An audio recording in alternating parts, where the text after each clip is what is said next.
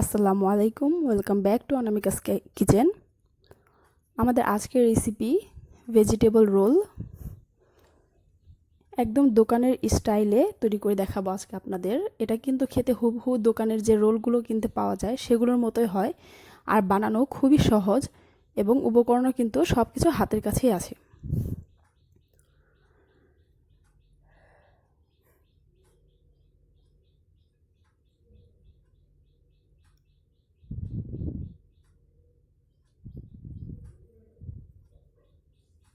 তো চলুন শুরু করা যাক আজকের রেসিপিটি।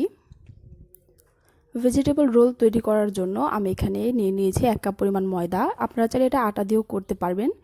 এরপর এতে দেব স্বাদ মতো লবণ,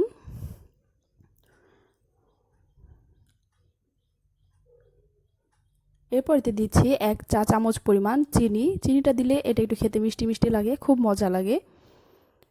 এরপর এতে দিব গার্লিক পাউডার 1/2 চা চামচ পরিমাণ। এটা যদি আপনার কাছে না থাকে আপনারা কিন্তু রসুন একটু বেটে ইউজ করতে পারবেন, এতে এর ঘ্রাণটা অসাধারণ হয়। এরপর এখানে আমি একটি ডিম নিয়ে নিয়েছি, ডিমটা হালকা ফেটে এর মধ্যে দিয়ে দিব।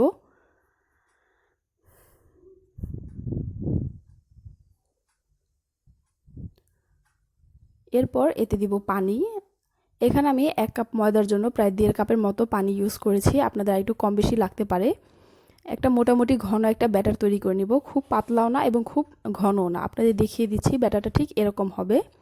একটা চামচে যদি আমি এরকম মাঝখানে একটা দাগ কাটা হয় তাহলে দুটো মিলে যায় না, এরকম ঘন হবে এটা। আমাদের ব্যাটারটা রেডি। এটা এখন 10 মিনিটের জন্য রেখে দিব রেস্ট হওয়ার জন্য। এই ফাঁকে আমি এর ভেতরে পুরটা তৈরি করে নিব। পুরটা তৈরি করার জন্য আমি এখানে একটা ফ্রাই প্যানে সামান্য পরিমাণ তেল দিয়ে নিচ্ছি। তেলটা হালকা গরম হলে এতে দিয়ে দিব 2 টেবিল চামচ পরিমাণ পেঁয়াজ কুচি। পেঁয়াজটা একটু হালকা নরম হয়ে যাওয়া পর্যন্ত এটা কুক করে নিব, খুব বেশি একটা ভাজার প্রয়োজন নেই, হালকা নরম হয়ে গেলেই হবে। এরপর এতে আমি দিয়ে দিব সবজি। এখানে আমি কাঁচা পেঁপে নিয়েছি 1/2 কাপ পরিমাণ। আপনারা আপনাদের পছন্দ মতো যে কোনো ধরনের সবজি কিন্তু এখানে ইউজ করতে পারবেন। এরপর আমি আলু দিয়ে দিচ্ছি 1/3 কাপ পরিমাণ মতো। সব কিছু আমি একটা গ্রেটারে খুব সুন্দর করে কুচি করে নিয়েছি। এরপর এতে আমি দিয়ে দিব 1/3 কাপ পরিমাণ গাজর। এখন সব কিছু খুব ভালো করে একটু মিক্স করে নিব।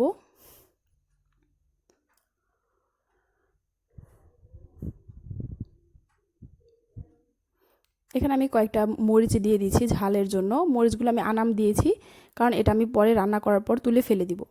এরপর দিব স্বাদ মতো লবণ। লবণটা আপনারা একটু বুঝে দিবেন, কারণ উপরের যে রুটিটা তৈরি করার জন্য যে ব্যাটারটা তৈরি করেছি সেটাতেও কিন্তু আমরা লবণ ইউজ করেছি। এরপর দিয়ে দিব 1/2 চা চামচ পরিমাণ গোলমরিচের গুঁড়ো। এরপর দিব 1 চা চামচ পরিমাণ সয়া সস। এরপর দিব 1 টেবিল চামচ পরিমাণ টমেটো সস।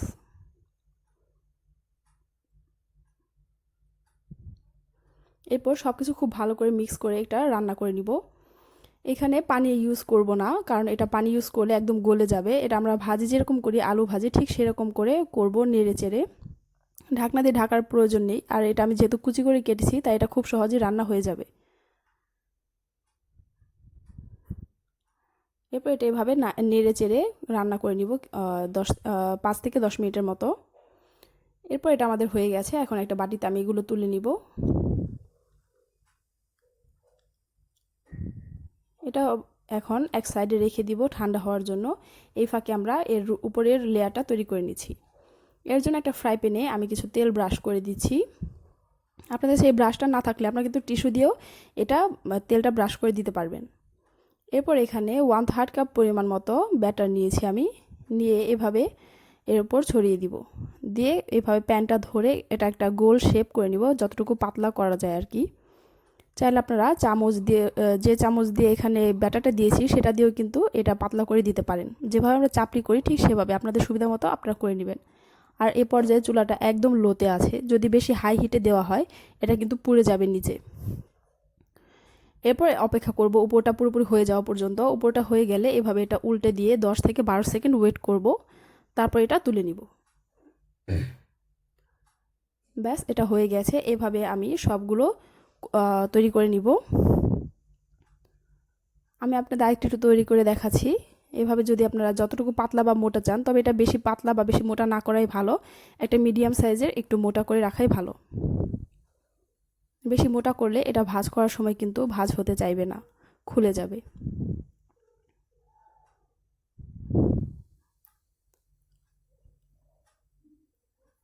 এভাবে আমি সবগুলো রুটি করে নিব। এখানে আমার প্রায় 9টার মতো রুটি হয়েছে। আপনারা যদি আরেকটু পাতলা করেন আপনাদের কিন্তু 10টা হয়ে যাবে।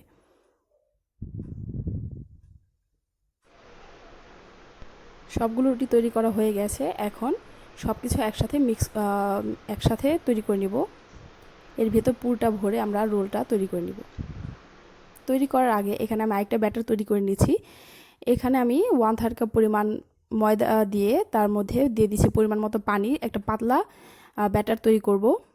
এটাতে আমরা যে রোলটা তৈরি করব সেটা ডিপ করার জন্য এটা তৈরি করছি, তাই এটা খুব ঘন না, একটু পাতলা করে তৈরি করতে হবে। এরপর এতে দিয়ে দিচ্ছি 1 চিমটি পরিমাণ লবণ, যাতে এটা খাওয়ার সময় লবণটা কম মনে না হয়। এটা এরকম হয়েছে, দেখতে পাচ্ছেন কতটা পাতলা হয়েছে। এখন আমরা রোলগুলো তৈরি করে নিব। এখানে আমি একটা রুটি নিয়ে নিয়েছি, আর এটা হচ্ছে আমি যে ব্যাটার দিয়ে এই উপরের লেয়ারটা তৈরি করেছি সেখান থেকে আমি 2 চামচ পরিমাণ ব্যাটার তুলে রেখেছিলাম। তারপর ওটার সাথে আমি অল্প একটু ময়দা মেখে নিয়েছি। এটা কিন্তু এইখানে রোলটা ভাঁজ করার সময় আঠার মতো কাজ করবে। এরপর দেখতে পাচ্ছেন আমি কিভাবে করছি, আপনারা এই স্টেপগুলো খেয়াল করবেন। এভাবে একটা রুটিতে পুর দিয়ে এবার পাশ থেকে ভাঁজ করে আমি এটা মুড়ে দিয়েছি, এবং আঠা দিয়ে কিন্তু খুব সুন্দর করে এটা লাগিয়ে দিতে হবে, নয়তো এটা খুলে যাবে। একটা রোল তৈরি হয়ে গেছে। এখন এটা আমি যে ব্যাটারটা তৈরি করে রেখেছিলাম সেটাতে ডিপ করে নিব। এর পরিবর্তে কিন্তু আপনারা ডিমেও এটা ডিপ করতে পারেন, দোকানে সাধারণত এরকম করেই করে থাকে। এরপর এটা আমি এখানে আমি টোস্ট বিস্কিটের গুঁড়ো নিয়েছি, আপনারা চাইলে ব্রেড ক্রাম্বসও কোট করে নিতে পারবেন। খুব ভালো করে কোট করে একটা সাইডে রেখে দিব। এই পর্যায়ে যদি আপনাদের কাছে ব্রেড ক্রাম্বস অথবা টোস্ট বিস্কুট না থাকে, আপনারা কিন্তু সরাসরি এই ময়দার ব্যাটারে এটা ডিপ করেও ভেজে নিতে পারবেন। আমি আপনাদের আরেকটি তৈরি করে দেখাচ্ছি, আপনারা প্রত্যেকটি স্টেপ খুব ভালো করে খেয়াল করবেন।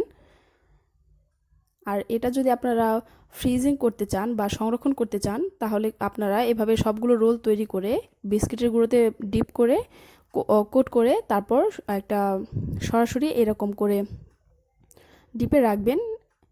এইভাবে ঢাকনা ছাড়াই ডিপে রেখে দিয়ে এটা যখন 2 ঘন্টা বা 3 ঘন্টা পর একটু হার্ড হয়ে যাবে, তখন এগুলো তুলে একটা এয়ারটাইট বক্সে ভরে আপনারা 1 থেকে 1.5 মাসের মতো রেখে এটা খেতে পারবেন। তারপর এটা 1 মাসের বেশি না রাখাই ভালো।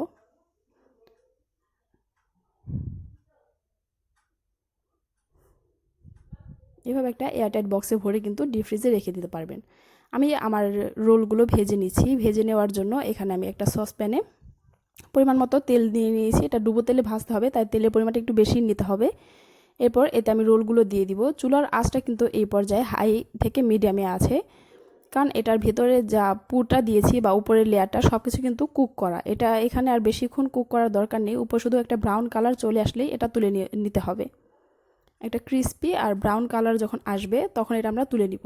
এভাবে নেড়েচেড়ে আমি ভেজে নিয়েছি, এটা এখন হয়ে গেছে। আমি এটা তুলে নিব। একটা কিচেন টাওয়ালের উপর তুলে নিলে এর মধ্যে যে অতিরিক্ত তেলগুলো আছে সেগুলো কিন্তু শুষে নিবে, পরে এটা তখন এটা বেশি অয়েলি লাগবে না। এটা তুলে নিচ্ছি, একে একে আমি সবগুলো রোল ভেজে নিব। এখন এটা আপনাদের পছন্দ মতো যে কোনো ধরনের সস দিয়ে আপনারা এটা সার্ভ করতে পারেন। এটা খেতে কিন্তু একদম দোকানের যে রোলগুলো কিনতে পাওয়া যায় সেগুলোর মতোই হয়েছে টেস্ট, আর দেখতেও কিন্তু হুবহু সেরকমই হয়েছে। আর এটা কত সহজে তৈরি করা যায় সেটা আপনারা দেখতেই পাচ্ছেন। আশা করি আপনারা এটা বাসায় অবশ্যই তৈরি করবেন। আপনাদের কোনো প্রশ্ন থাকলে কমেন্ট বক্সে জানাবেন, আমি উত্তর দেওয়ার চেষ্টা করব। আর যদি ভিডিওটি ভালো লেগে থাকে প্লিজ আমার চ্যানেলে সাবস্ক্রাইব করবেন এবং আমার ভিডিওতে একটি লাইক দিবেন। আজকের মতো এই পর্যন্তই, দেখা হবে নতুন কোনো ভিডিও নিয়ে। আল্লাহ হাফেজ, ধন্যবাদ।